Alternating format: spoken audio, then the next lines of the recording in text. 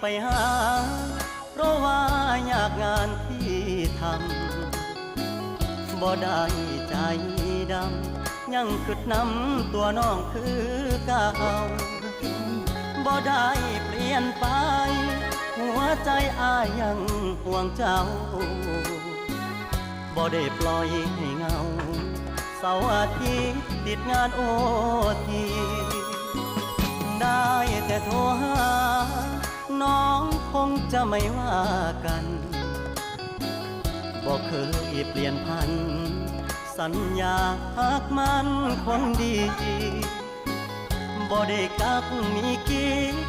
บ่ได้หลีกสัญญาที่มีย้อนงานยุ่งอีหลีคนดีอย่าเครียดอายเด้อ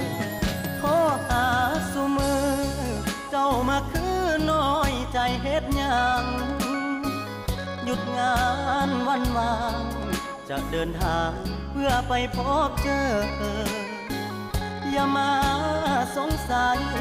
ว่าอายมีใครแทนเธอ